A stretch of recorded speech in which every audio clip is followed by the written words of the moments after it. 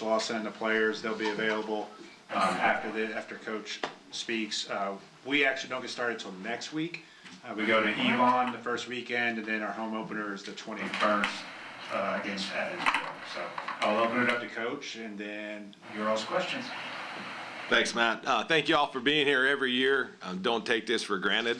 So just appreciate all the coverage and everything you guys do for us. Thanks for Matt. For those of you that don't know, Matt had a stroke a year ago. He's doing so much better. So just appreciate all he's done for our program. This is my 7th year here, which is hard to believe. We were just talking.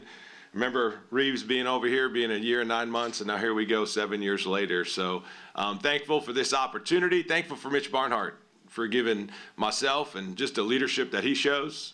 You've often heard me say a leader is someone who knows the way, goes the way, and shows the way, and that's what he's done for over 20 years. So just thankful for him, the character and integrity, which he leads our department, and everything falls under that. So same with Dr. Capilouto.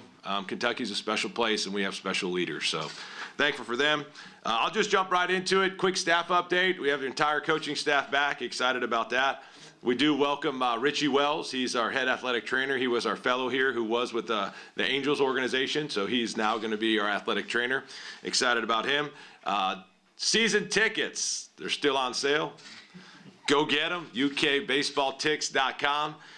Greg Herbert does a great job with our marketing. He gave me a list of things here to talk about marketing-wise. So, look, there's a lot of stuff going on, a lot of giveaways. Let's see what we got here. Pit Viper sunglasses. Baseball soda bats, for those of you that like those will be there. Car decals, bow ties, Kid Club beanies, throwback hats, trading cards. We do got some raffles. Going to raffle off some AirPods, a TV. Don't know how big it is. I'm sure it'll be a big one. And a scooter. So starting SEC play, you guys remember the cornhole toss? That is back. It's just a shorter distance now.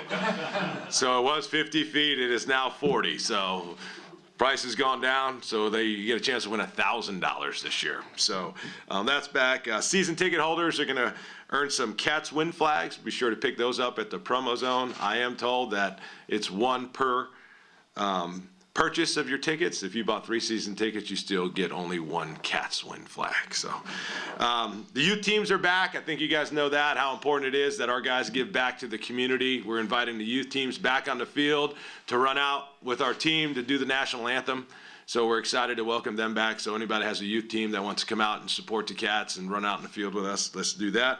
And then birthday parties, the second half of the season, are back. So as far as the team goes, you guys have heard me say over and over, it's our job as coaches and as leaders to develop them in 3 areas: as a student, person, and player. I am excited to announce that this past fall we had a team GPA of 3.5. This is the 6th semester that we've had at least a 3.4 or higher. And our guys, we had 17 guys with a 3.75 or higher GPA last semester. So 17 of them. So as far as people, we gave over 100 hours of community service. Our guys have continued to give back as people. They're extremely competitive and they're winners. And then as players, we have a bunch of selfless guys. And our message and our theme to them, since they've gotten back, is for them to win for Kentucky. And to be able to put the UK on their caps and to wear Kentucky across your chest is a big deal. And our focus has been for them to win and compete for Kentucky. So I'll talk about our pitching staff some. Obviously, Darren Williams is back. So those of you who remember him, he had a season-ending injury last year. And at the time, he was throwing the ball as well as anybody. He had under a 1 ERA. He is working his way back. He's had a couple really good outings. And this is Darren's 7th year. Darren, 7, there you are. Yes, Darren. He's heard all the dad and grandfather jokes I'm sure you could ever hear. But he is one of our leaders, and not only on the field, but verbally, he is a really good leader, and he is a guy we're going to count on. Depending on what kind of role, we'll see. We got another week this week, but I know this about Darren is he's selfless, and he'll do whatever. So whether he starts out of the bullpen or we work him back into the rotation, depending how he feels, time will tell. But exciting, he's back. And then some other guys that have been in our program that have thrown some meaningful innings, and this is their time. Guys like Tyler Bosma, Zach Lee, Ryan Hagenow, Austin Strickland, Seth Logan, Mason Moore have all thrown meaningful innings for us, and they're all back. And we have to replace a lot of guys that we counted on. Guys like Mason Hazelwood and Sean Harney and Daniel Harper, and guys that had meaningful innings, but now it's just their guys' time. So Another update on an injury pitcher, Travis Smith. He was our highest rated pitcher 2 classes ago. He was injured out of high school, and he is back throwing the ball well. So he's back into the mid-90s with good stuff, good breaking ball. So we're counting on him to fill one of those starter roles, whether it's midweek or the weekend, time will tell. But positionally, we lost a ton of positional players. I know that question's coming for those that follow our program. But we've added guys, but we also have some guys in our program that have gotten better. Guys like Emilian Petrie, who played behind Ryan Ritter and just didn't get the opportunity because he had a Gold Glover in front of him. But he's much improved, and he's playing as well as anybody on our team right now. Guys like Devin Burks, you guys remember his emergence last year at the end of the year. He started catching for us and had some big hits and big at-bats. He's a much improved player and ready for his turn.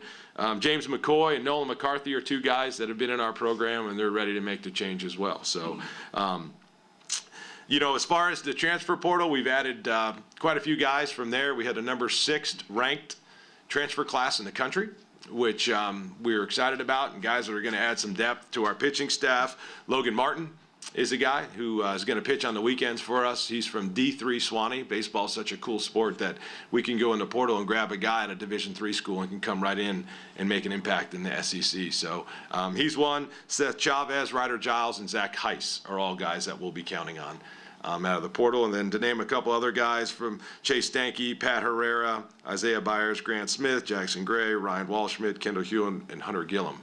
That was a long list of positional players to replace the 8 starters that we basically lost. So as far as the team goes, we finished really strong last year. As you guys know, we went 9-6 in our last 15 SEC games. Only 4 teams in the league were able to do that, and we quite frankly need to build off of that. So that momentum's carried over. We have enough guys that were in our program a year ago that have brought that on. They've seen it, they've tasted it, they smelt it, and they believe. So we need to continue and pick up where we left off there. Our schedule, that's something we always talk about. Another challenging schedule, as you can imagine. Matt gave me a note here. It says that we play 17 games against teams ranked in the preseason top 10 in the country. So 17 of our games will be ranked there. And that's just what comes with the Southeastern Conference. So that's just another year. For 4 non-conference games, non-conference series, I should say, we open up at Elon, as Matt said. We have a really good Wright State team at home, Indiana State, and then we go to Southern Illinois, 4 teams that have consistently been in the postseason to go along with some other really competitive non-conference midweek games. So let's see. A couple other items. Want to make sure I publicly congratulate Derek Bryant on the UK Hall of Fame. What an amazing guy, neat story. For him to be inducted into that was a really neat deal. Then we had 3 of our guys last year make their big league debuts. Zach Thompson, Zach Logue, and Sean Jelly, all just exceptional players for us and made their big league debuts. So that was exciting. And then for those of you Reds fans, Colin Cowgill, one of our former players, is now on the coaching staff of the Cincinnati Reds. So another UK Hall of Famer and just an amazing guy. So he's with the Reds now. And then the last 3 things, those of you that haven't followed, the NCAA has now passed to where our volunteer coach is no longer existent, to where we actually, starting in July, will have a full-time. All of our coaches now will be full-time, which is a kind of a neat deal. So that's some big news there. And then those of you who haven't been out to Kentucky Pride Park, you're going to see a new outfield wall. It's black, and it looks amazing. For those of you that have not seen it, I think you'll be impressed. And then I just want to thank all of our alumni that continue to come back. Had 4 more come back and train here, and just that have come back and seen the place. It's their program, and we want to keep welcoming them back. Even guys like Coach Madison, who we spent some time this morning together in my office. Just people that just keep coming back to our special program. So thank you. Questions? When you're building this roster, what did you like about going so heavy in the transfer portal? I think I count 16 guys who arrived here as transfers. As you're trying to get over that hump, get back to the tournament, how does that experience, I guess, help you? Yeah, well, our number one goal would always to be, to have the really good high school players and keep developing them. But as you guys know, with the draft, it has just really changed everything. So when you sit there and you look at the draft, COVID, and all the experience, it's been really hard to hit the target, because you just don't know who's coming back, who's not, who's going to get drafted, who's going to sign free agent, and with our draft being later now into July, I mean, we weren't until August to where, we signed a guy like Zach Heiss from Missouri, who was coming off an injury for them in August. And I mean, if there's a better player out there that was signed right before school, I'd like to find him, you know? So for us, it was just, you know, sitting there and trying to address some of those needs and just making sure that some of those guys that were in our program are ready to play. And there's no question positionally, you know, whether it's through the draft and graduation and guys signing pro contracts, those were areas that we had to address. What do you think the offensive maybe attitude or what do you hang your hat on? Speed, power, obviously mix of both you'd love to have, but what do you think with so many new guys? Really good question, Brian. And you know what I'm looking for is mass chaos. Like, you think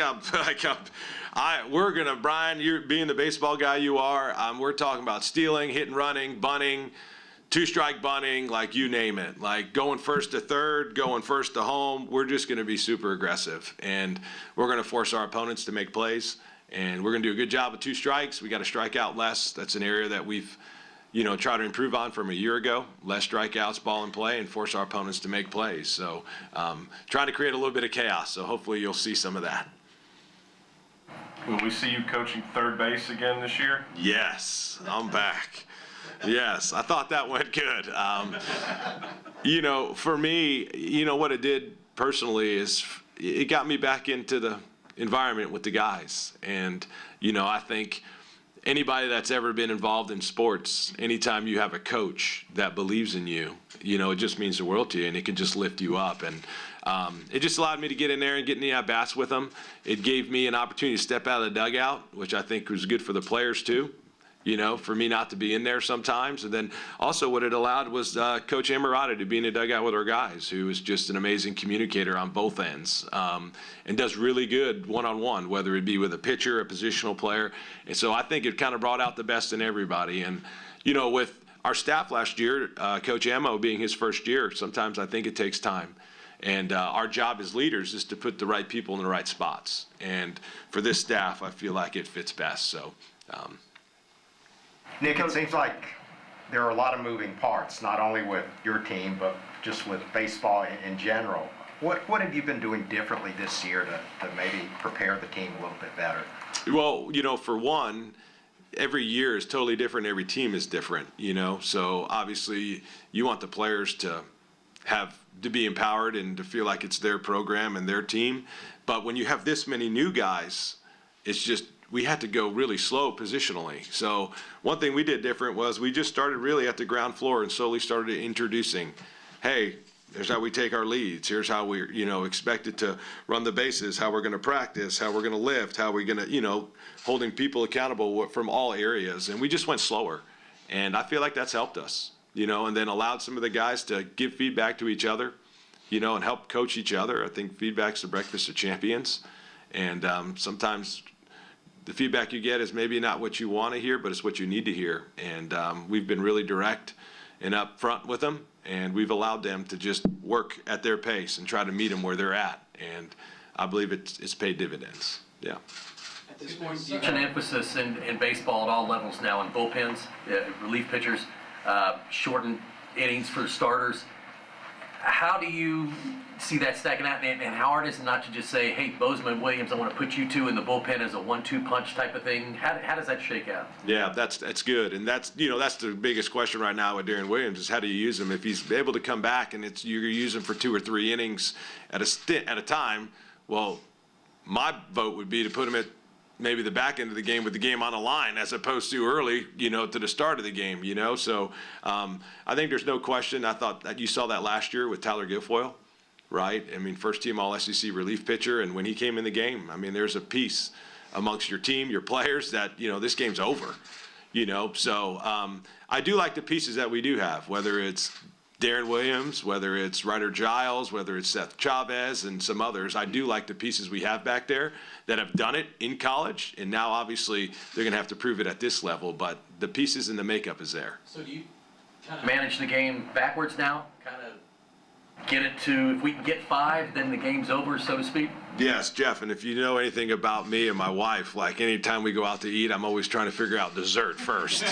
So I'm like looking over here and I'm like, it's the same. Like I just work backwards and I try to fill them. And, you know, one thing we do say is, you know, the most important pitcher on our team is the one that's on the mound at that time, right? Because I think we've all been a part of games where, man, that game, we gave up a 7 spot in the first. And it's like, man, your dessert sounded good, Nick, but you don't deserve it this time, right? So they're all important, but I do work from the back. And I try to go in that way, especially early on. We're going to have to piggyback some guys, right? You just don't want to roll them out there. Softball has the privilege of they can pitch the same pitcher over and over. And we just can't do that in baseball. So I do work from the back forward. You touched on this a little bit, but to make the run you made at the end, to get to Hoover, then to make a run at Hoover, what does that do for this team in the offseason? Yeah, the belief, they have to believe. We had a conversation the other day amongst our team that winners act like winners before they win. No team has won. The scoreboard is 0. Everyone has a 0-0 record. But are we acting like winners first? So we have a series of guys that do believe. And again, the message has been, we're going to win for Kentucky. Not for anything else, not for any individual successes, but for this jersey and for this university. And our guys have bought into that. And but that momentum, it starts with belief. They have to believe, not only in themselves, but each other, the guys around them, the program, and everything. And we believe we got the right people. We do. We got the right people. When it's talk about coaches, staff members, players, we have the right people to do that. And now it's just a matter of us going out and proving it. Yeah. What has to happen to turn it from a bubble conversation at the end of the year to where you're talking about seeding, hosting, or whatever, not going into the end of the season, wondering what's going to happen? Yeah, that's a really good question. And that's an area where at the end of the year, 2 of the last 3 years, we've been 1 or 2 wins away. And quite frankly, I'm tired of that. Right? Like, I'm ready to the spot to where, let's be 5 or 6 games up like we were in 17. And we're sitting here talking about, all right, are we going to be a national seed or are we just going to be a regional seed? That's the goal. So we addressed our schedule. I went and met with some of the people out there that were, gurus of RPI and just trying to figure that out. And, every year there's a committee, and what they deem important sometimes can vary a little bit, but we want to get to a spot where it's like there's nothing that we're even sitting here trying to worry about in the last week, right? So, or the last 2 weeks. We just want to be able to play free and freedom, and we believe we put a schedule together. Now, obviously, you're going to have to go out and win, but we've put a schedule together that we believe is going to help us from that standpoint. So we're not sitting here talking about 2 or 3 RPI points, or, if we do what we're supposed to, then obviously all those goals and dreams will be right there in front of us. How strong is the defense, you think? Good. 2 years ago, we set the school record in fielding percentage. Last year, we were 2nd highest ever. And I do believe that we have an opportunity to put a really good defense on the field. And you know what, quite frankly, you've heard me talk about Kentucky Proud Park. It's a beautiful park, and it's a little different than the Cliff in a lot of ways. And one of the ways is run prevention. This ballpark demands run prevention. And you got to have the athletes on the field, and I feel good about them. And if we look up at the end of the year and we're in that discussion again for, whether it's 1, 2, or 3 as far as fielding percentage goes, I will not be surprised. I like the guys that we have in those spots. Obviously, a big part of the defense in center field. Has either Jackson, Nolan, or someone else kind of emerged to take that spot? Those would be the 2 front runners. Yesterday, that's exactly where I stood during our batting practice. I sat right there and watched our base runners and did them, and I stood right behind our center fielders and just watched them work. And both those guys, I feel totally comfortable. I think our players would tell you the same thing. If either of those guys are in center field, there's going to be a total piece there, and those guys can play that position at a really good level. Yeah. 1 or 2 more, and then we'll get the guys across the hall. Saw what Devin could do last year offensively towards the end of the year. Just talk about his defense. How's he improved behind the plate? Well, I could tell you this. I've never been a part of a championship team that didn't have a championship catcher. And I've been to College World Series 5 times and been a part of numerous teams, conference championships, you name it. And then every time, if you were to ask me and you look back, what were some of the common denominators? It was a guy behind the plate that was an amazing leader, and that's what that guy is. I told him the other day, if my wife has to tell me again, I love Devin's smile. I was like, have you told him? Go tell him. He's just an amazing guy that does not have a bad day. And this guy is an amazing catcher. He's an amazing leader, but he's a winner. This guy is a winner. And Chase Stanky's one too. He's a guy that we brought in from Minnesota. So, but when Devin Burks is back there, you talk about as a coach, man, you feel good and you are at peace. That's what he does, not only for me, but most importantly for the players. And, he is just an absolute wall. He can catch, he can throw, he can communicate. And, one of the things that goes into that catching role is like sometimes you got to give the pitcher the face and the message that they need at that time. So if he needs to get in someone's butt, he'll do it. And if he needs to tell them a joke, he'll do it. Like there is an art to it. And he possesses those skills. So we're thankful for him. Yep. You're kind of a motivator at heart. Can you tell this early on what the mental strengths, the emotional state of this team is going to be? Yeah. At this point, I would say they're selfless, and they want to win for Kentucky. And we have some older guys that we brought in out of the portal that some have won and some maybe haven't won as much. And they understand like, hey, this could be my last ride. And we have a bunch of guys that I think our dugout's going to bring some energy, and I think there'll be times where I'll probably have to pull the reins back a little bit, and but it's not going to be because of a lack of passion. And so far, I've loved that part about him, and I've loved being around him, And I told him at the beginning of the year, this is the first time in my coaching career that our academic counselor, Michael Stone, who does an amazing job, never came to me one time that, hey, this guy missed a class, and I was like, do you guys really think that I think you made it to every class? And they're laughing, and I'm like, no, I know you probably didn't make it to every class, but I just appreciate how committed they've been to everything. And I believe that. I don't think that excellence just happens in one area of your life. It has to be in all of them. And I've appreciated the way they've gone about their business. And now we just got to prove to everybody else and on the field. To me, that they've done everything on that part. Now it's like time to, come on, giddy up, and let's go get it done on the field. Yeah. All right, guys. Thank you, guys. Go Cats. Across the hall with Devin and Darren.